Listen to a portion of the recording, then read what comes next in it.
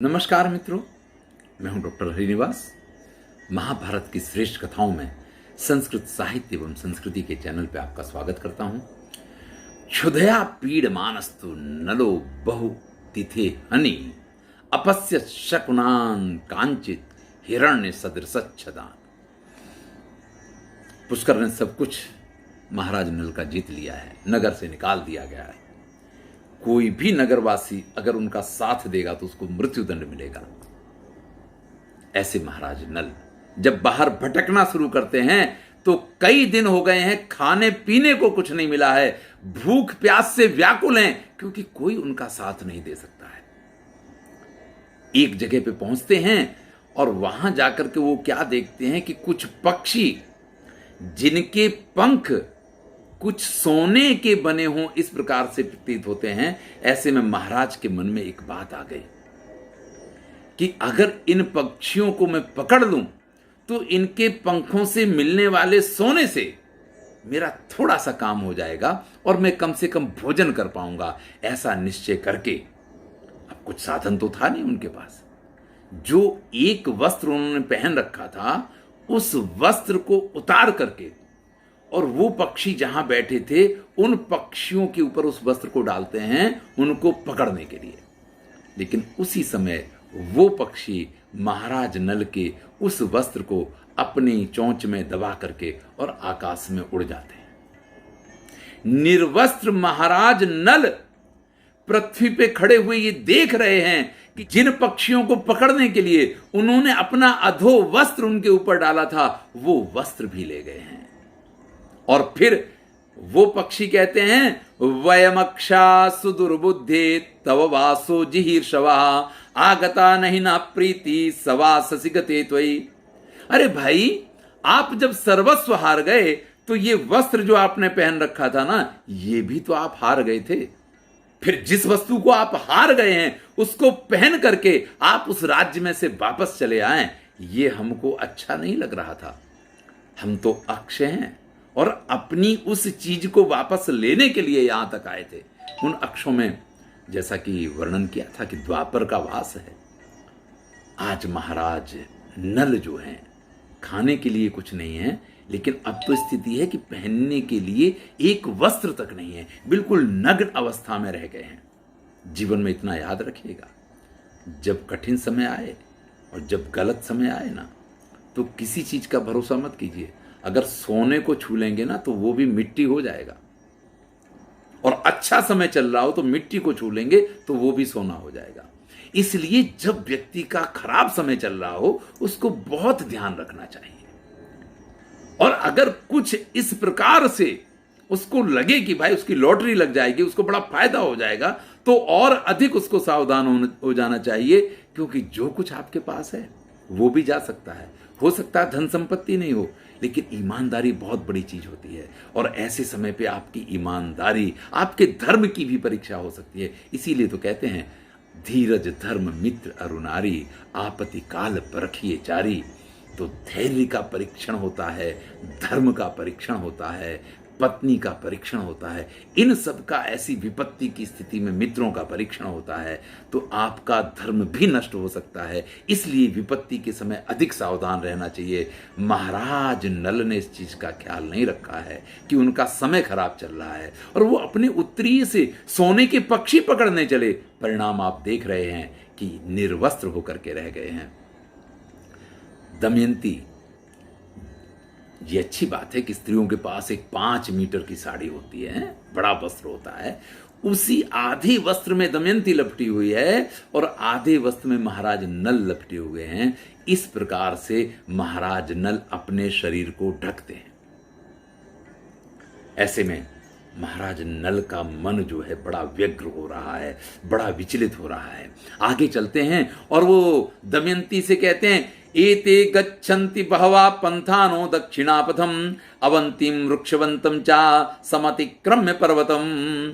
इस पर्वत को पार करके इस पर्वत के उस तरफ विविध देशों के लिए मार्ग जाते हैं। देखिए, निषद देश के राजा हैं और निषद देश के आगे का मार्ग वर्णन करते हैं।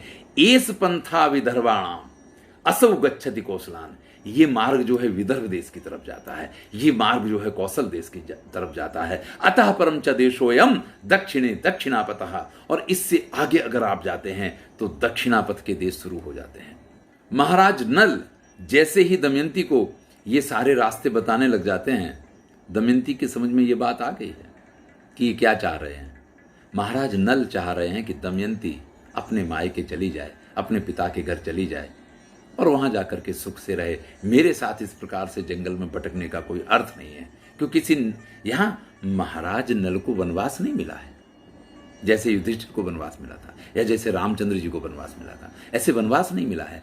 लेकिन नगर का कोई व्यक्ति जब आपका साथ नहीं दे सकता है तो वो नगर में आपका गुजारा ही नहीं है, आपको नगर से बाहर निकलना पड़ेगा। और नगर के बाहर जब आप निकलेंगे तो स्थितियां आपके लिए बड़ी कठिन बन जाया करती हैं।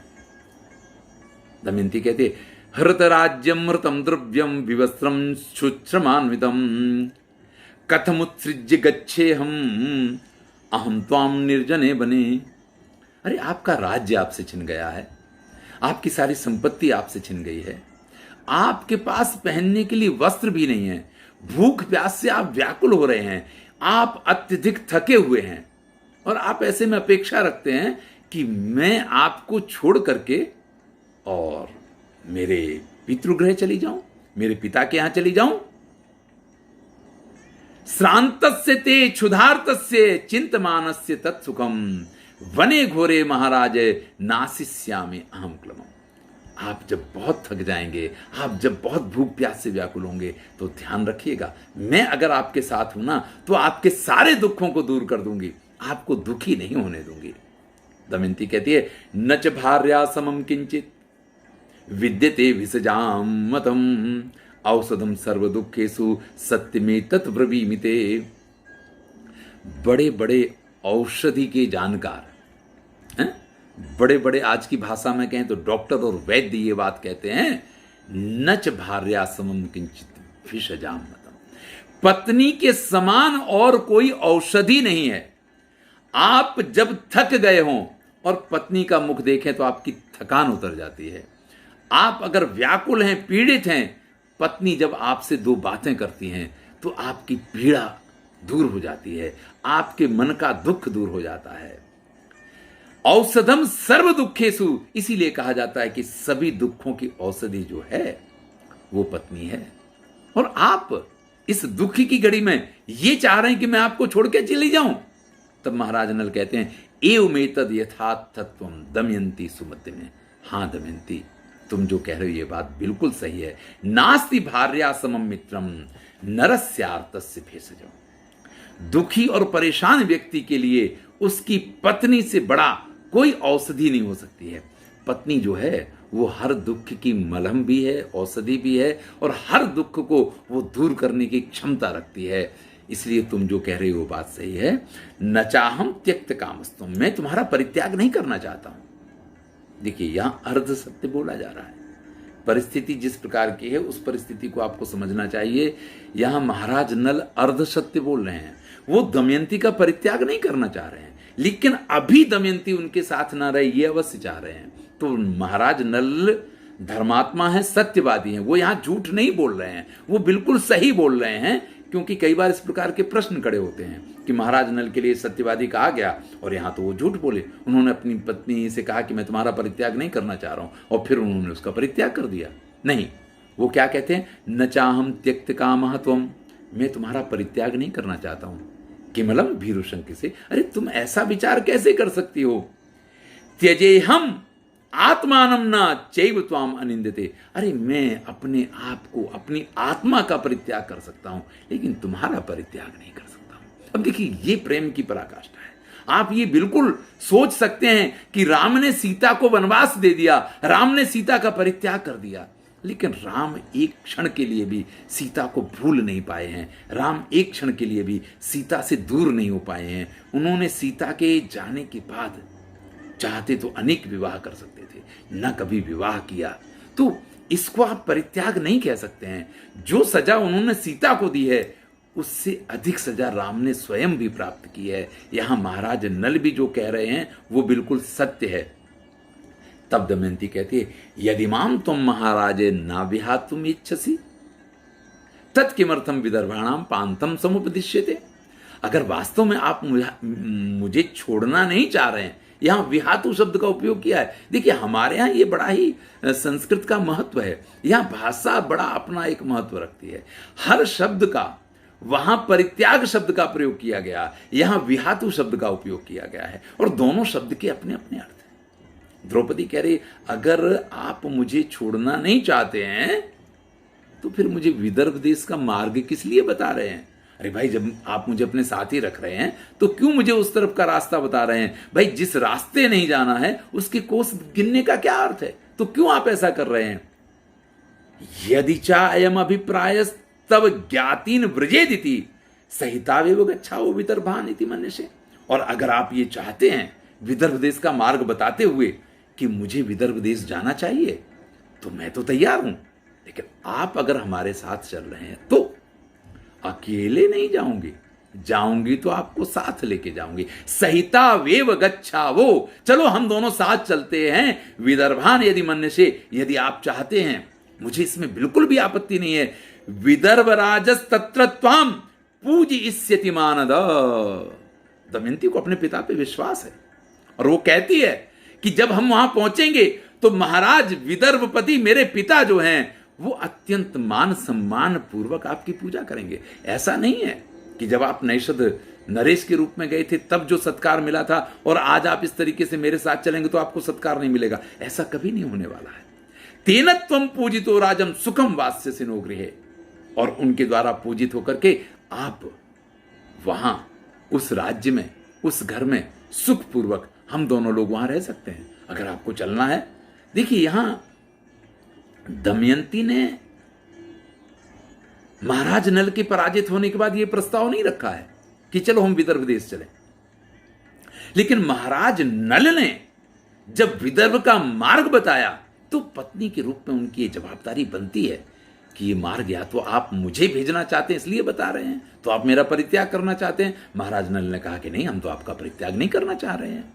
तो इसका अर्थ है कि विदर्भ देश का मार्ग बताने का यह भी अर्थ हो सकता है कि आप चाहते हैं कि मैं वहां जाऊं, तो अगर आप मुझे वहां भेजना चाह रहे हैं तो आप भी चलिए, आपके साथ तो चलने के लिए तैयार हूं, अकेली नहीं चल सकती। नल कहते हैं, यथा राज्यम तव पितुः तथा मम न संशयः न तो तत्र गमिष्यामि विषमस्था कथन जनु। जैसे वो तुम्हारे पिता का राज्य है, मैं बिल्कुल इस चीज पे विश्वास करता हूं कि वैसे ही वो राज्य मेरा भी है। यानी उस राज्य पे जितना तुम्हारे पिता का अधिकार है, जितना तुम्हारे भाइयों का अधिकार है, उतना ही तुम्हारा और मेरा भी अधिकार है। मैं इस चीज का स्वीकार करता हूं। न तो तत्र गमिष्यामि विषमस्था कथंचन। लेकिन इस समय जैसी विषम परिस्थिति है मेरी, इस स्थिति में मैं वहां बिल्कुल नहीं जा सकता। देखिए, जीवन में सुख दुख तो आएगा, लेकिन सुख दुख में संघर्ष आपके अपने होते हैं। जब उस संघर्ष में आप बड़े साधारण होकर के अन्य लोगों को जोड़ लेते हैं ना, तो जैसे आप सबके एहसान ले रहे हैं। नहीं, इसकी आवश्यकता नहीं होती है। ऐसा करने से जीवन में दुख दूर हो भी गए तो भी आपका कद इतना छोटा हो जाता है। जिनके कारण आपके दुख दूर होते हैं ना, वो ऐसा महसूस करते हैं जैसे उन्होंने बहुत बड़ा एहसान कर दिया है। तो जीवन में अगर कभी कोई ऐसी घड़ी आए, कभी कोई ऐसा अवसर आए, तो व्यक्ति को अपने संघर्ष अपने आप करने चाहिए। ये शिक्षा यहां महाराज नल दे रहे हैं। देखिए, अच्छे समय में किसी के पास आप जाते हैं तो उसको बड़ा अच्छा लगता है। अब महाराज नल जैसी स्थिति हो कि जिसके पास पहनने के लिए एक कपड़ा तक नहीं है, अब इस स्थिति में अगर जामाता, अगर दामाद अपनी ससुराल जाकर के पहुंचे तो उस राजा का मान क्या रह जाएगा, उस राज्य का सम्मान क्या रह जाएगा, उस ससुराल के रहने वाले लोग क्या विचार करेंगे, ये भी तो सोचना जरूरी है। इसलिए महाराज नल स्पष्ट कहते हैं कि नहीं, मैं ऐसी विषम परिस्थिति में तो वहां नहीं जा सकता हूं। इसके बाद महाराज नल और दमयंती एक ही वस्त्र में लपटे हुए घूमते घूमते घूमते एक ऐसे स्थान पे पहुंच जाते हैं। यहां तो धर्मसभा का उल्लेख है कि धर्मशाला में पहुंच गए हैं और वहां दोनों रुकते हैं। काफी थक गई है दमयंती भी, अब तो एक ही वस्त्र में लपटे हुए हैं। महाराज और नल और दमयंती दूर तो नहीं है। जब वहां बैठते हैं तो महाराज नल के कंधे पे सिर रखे हुए दमयंती को निद्रा आ जाती है, लेकिन महाराज नल को नींद नहीं है। उनके मन में तरह तरह के विचार चल रहे हैं। जो इतना समृद्ध राजा रहा हो, जिसके पास इतनी सब कुछ समृद्धि और संपत्ति रही हो, और एकदम से इस स्थिति को वो प्राप्त हो जाए कि खाने तक के फांफे हो जाएं उसके लिए, तो उसकी अवस्था क्या हो सकती है, ये आप सोच सकते हैं। सारे विचार मन में घूम रहे हैं। सतद राज्यापहरणम सुहृत त्यागम च सर्वसा। कितने बड़े राज्य के स्वामी थे, राज्य समाप्त हो गया। मित्र, कौन से मित्र, कहां के मित्र, कैसे मित्र? अरे पुष्कर ने उद्घोषणा करवाई ना, उसके बाद नगर का एक भी मित्र ऐसा खड़ा नहीं हुआ जिसने ये कहा हो कि भले मुझे मृत्युदंड दे दिया जाए, लेकिन मैं तो महाराज नल का साथ दूंगा। कोई खड़ा नहीं हुआ है। खराब समय आता है भैया, तो मित्र भी किसी ऐसी स्थिति में पहुंच जाएंगे कि वो आपका साथ नहीं दे पाएंगे। महाराज नल सब कुछ विचार करते हैं। कभी तो मन में विचार आता है, क्या करूं, किम्नु मे स्याद इदम कृत्वा किम्नु मे स्याद अकुर्वता किम्नु मे मरणम श्रेया परित्यागो जनसेवा। क्या करूं, मुझे मर जाना चाहिए, मैं और कुछ करूं तो क्या करूं, कैसे करूं, तरह तरह के विचार मन में आते हैं। और फिर जब दमयंती का मुख देखते हैं तो उनके मन में विचार आता है, मामियम ही अनुरक्तैवम दुख माप्नोति मत कृते। इस बिचारी का क्या दोष है? देखो तो कैसे निश्चिंत सो रही है, और मेरे कारण, सिर्फ मेरे कारण इसको इस प्रकार से इतने कठिन दुख भोगने पड़ रहे हैं। मद विहीना त्वयं गच्छेत कदाचित स्वजनम प्रति। अगर मैं इसको छोड़ दूं तो संभवतः इसके दुख दूर हो सकते हैं, क्योंकि मुझसे अलग होगी तो अवश्य ही ये अपने स्वजनों के पास, अपने पिता के घर चली जाएगी। इस प्रकार से निश्चय करके बार बार बहुत तरह के विचार करते हैं कि यहां से पहुंचेगी कैसे। तो विदर्भ का रास्ता तो बता दिया था, रास्ते में बहुत सारी समस्याएं हो सकती हैं, तो विचार करते हैं, न चैसा तेजसा शक्या कैश्चित धर्षयितुम पति। इतनी तेजस्विनी है ये, पातिव्रत धर्म का पालन करती है, सती है, पतिव्रता है, कि कोई इसका स्पर्श तो कर ही नहीं सकता है मार्ग में। और ये बिल्कुल, अगर कोई इसका स्पर्श करने की कोशिश भी करेगा तो वो नष्ट हो जाएगा। इसलिए ये अवश्य ही अपने पिता के घर पहुंच जाएगी। देखिए, जब कलयुग जैसा कुछ सिर पे सवार हो ना, तो विचार जो है वो आत्मा के नहीं, मन के आगे आ जाते हैं। यहां महर्षि वेदव्यास लिखते हैं, कलिना दुष्ट भावे ने दमयंता विसर्जने। महाराज नल ने उनके सिर पे जो कली सवार है, उसके दुष्ट भावनाओं के कारण दमयंती के परित्याग का निर्णय कर लिया। क्योंकि कली ने यही तो कहा था, कली ने यही कहा था कि दमयंती ने जिस नल का वर्ण किया है, सुख से उस नल के साथ दमयंती को नहीं रहने दूंगा। महाराज नल विचार करते हैं कि भाई मैं यहां से जाऊं तो निर्वस्त्र हूं, आधी साड़ी में लपटे हुए हैं, तो क्या करें। तो नग्न अवस्था में पूरी सभा में इधर से उधर घूमते हैं और उनको एक तलवार मिल जाती है। उस तलवार से धीरे से आधा वस्त्र काट लेते हैं, जितने से उनका नीचे का भाग ढक जाए उतना वस्त्र लपेट लेते हैं, और बाकी का वस्त्र जो है दमयंती के ऊपर छोड़ करके और वहां से वो प्रस्थान करते हैं। जब प्रस्थान करते हैं, गत्वा गत्वा नलो राजा पुनरेति सभा मोह, थोड़ा आगे जाते हैं, फिर वापस आ जाते हैं सभा के पास कि नहीं, छोड़ के मैं कैसे जा सकता हूं। फिर थोड़ा आगे जाते हैं और फिर से पैर वापस खींच लाते हैं कि नहीं, ऐसे तो छोड़ के इसको नहीं जा सकता हूं। कितनी परेशान हो जाएगी, कितनी दुखी हो जाएगी, उसके बारे में जब जब विचार आते हैं तो वापस आ जाते हैं। महर्षि वेदव्यास लिखते हैं, आकृष्यमाणा कलिना सौहृदे नावकृष्य थे दोलेव मुहुरा याति चैव सभाम प्रति। जैसे कोई झूले पे हो ना, एक बार इधर जाता है, एक बार इधर जाता है, एक बार इधर जाता है, ऐसे ही महाराज नल की स्थिति है, कहीं इधर कहीं उधर, कहीं इधर कहीं उधर। लेकिन बाद में दमयंती का प्रेम हार जाता है और कलयुग जीत जाता है। महाराज नल दमयंती का परित्याग करके वहां से निकल गए हैं। आगे की कथा अगले वीडियो में सुनेंगे। मैं हूं डॉक्टर हरिनिवास और चैनल का नाम है संस्कृत साहित्य एवं संस्कृति। महाभारत की श्रेष्ठ कथाएं चल रही हैं, आनंद लीजिए।